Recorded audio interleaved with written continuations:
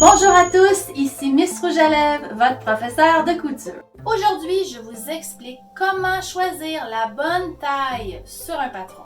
Il ne faut pas seulement se fier au guide des tailles qu'il y a derrière les pochettes patron. Le guide des tailles sert d'indice pour acheter la bonne catégorie de grandeur quand une compagnie de patrons vend deux catégories de taille séparément. Et ce guide permet aussi de savoir la quantité de tissu à acheter selon votre taille. Pour bien choisir la taille d'un patron, vous devez connaître la mesure du vêtement fini pour les trois principales mesures. Parfois, la mesure du vêtement fini est écrite sur le verso de la pochette, mais sans précision. C'est sur la planche patron qu'on retrouve ces mesures. En général, il y a un symbole ou un trait vis-à-vis la ligne du tour de poitrine, de taille, des hanches et parfois sur le haut de la manche. Ces mesures écrites à côté de chaque taille sont la circonférence du vêtement quand il sera entièrement cousu. Et ces mesures incluent les anses.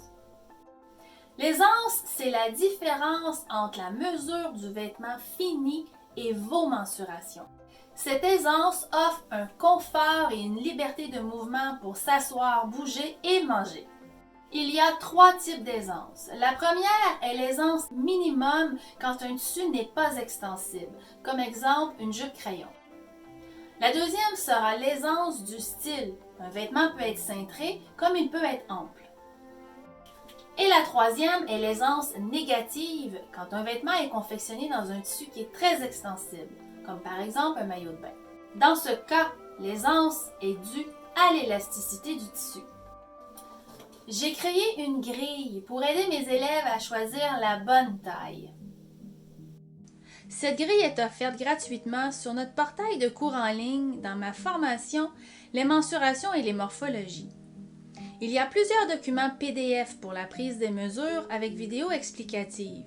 Il y a cette grille à remplir qui se nomme « Grille pour les mesures du patron fini » et il y a un document avec des tableaux et des explications.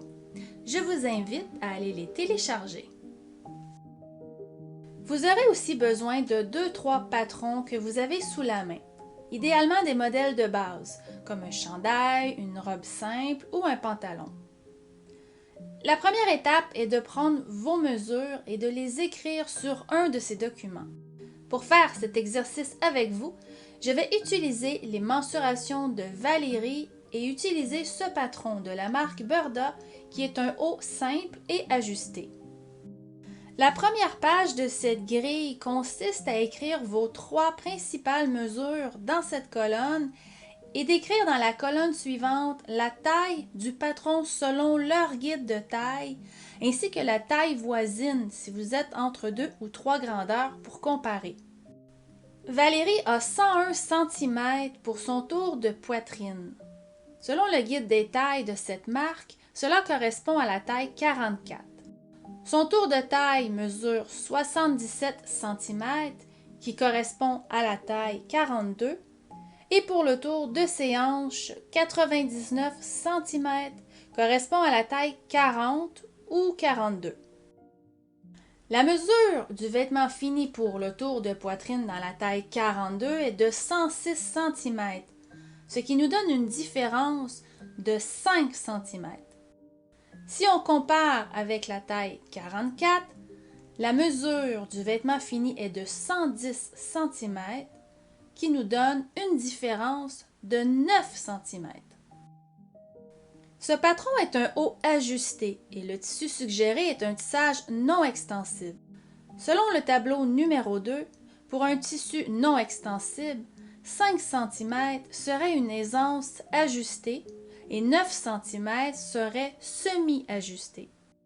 Les deux tailles conviennent, ça dépend de l'ampleur et du look que Valérie aimerait avoir en prenant un tissu non extensible. Comparons maintenant le tour de taille pour la grandeur 42. Les mesures du vêtement fini ne sont pas écrites. Nous devons mesurer le tour à cette hauteur en excluant les marges de couture ainsi que la pince. Avec mon ruban à mesurer, je mesure d'un bout à l'autre la taille 42, la pièce devant qui est sur le pli. Par la suite, je soustrais la marge de couture de 1,5 cm de ce côté, ainsi que la largeur de la pince qui est de 2,5 cm. Cela me donne 23 cm pour la pièce devant. Pour la pièce dos, à la même hauteur, je mesure de la même façon, mais je dois soustraire les deux marges de couture. Cela me donne 27 cm moins 3 cm pour les deux marges de couture, moins 3 cm pour la largeur de la pince princesse. Cela me donne 21 cm que j'additionne avec le résultat du devant, j'obtiens 44 cm, que je multiplie par 2 puisque ces deux pièces sont des demi-mesures. Donc 88 cm qui est la mesure du patron fini, moins la mesure de son tour de taille qui est 77, donne une aisance de 11 cm. Comparons maintenant la grandeur 40 pour le tour de taille seulement. S'il y a 1 cm entre chaque taille pour un patron qui est divisé en 4, c'est que la gradation est de 4 cm.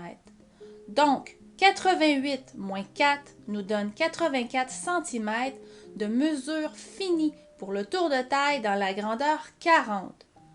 Moins 77 cm qui est la mesure de Valérie, cela me donne une aisance de 7 cm, ce qui est beaucoup plus équilibré.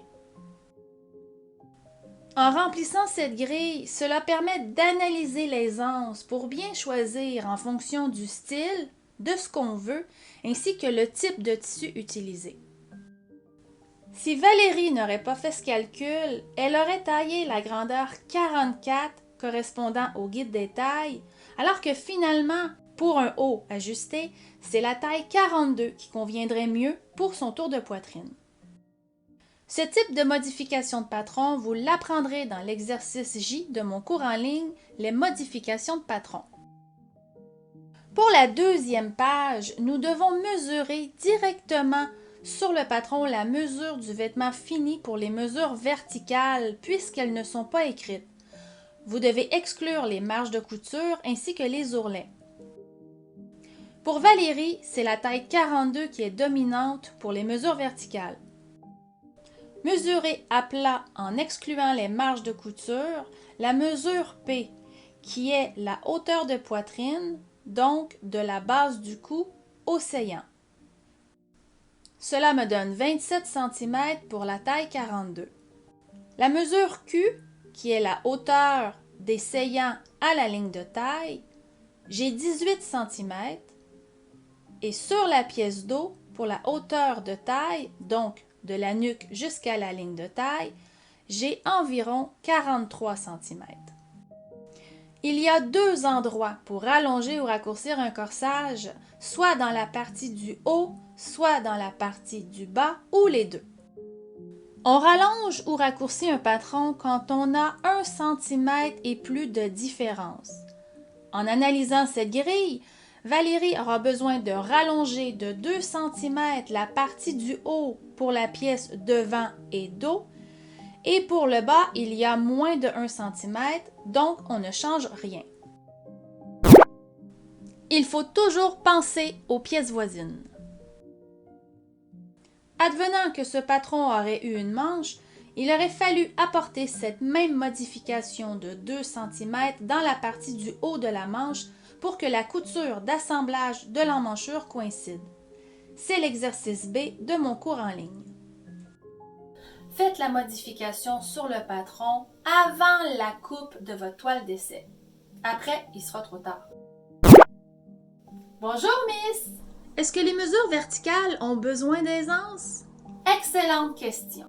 Les mesures verticales n'ont pas besoin d'aisance comme les tours puisque le vêtement se dépose sur vous. En remplissant cette grille pour chaque patron et projet, vous serez en mesure de bien choisir la bonne taille, d'avoir moins de modifications, de moins gaspiller de tissu, de temps, d'argent et surtout garder la motivation. Par la suite, dans mon cours de modification de patron offert sur mon portail de cours en ligne, vous apprendrez les modifications de patron les plus courantes et vous bâtirez avec moi votre cahier d'échantillons. C'est un cours qui est riche en théorie et en pratique. Et tout cela en vous amusant.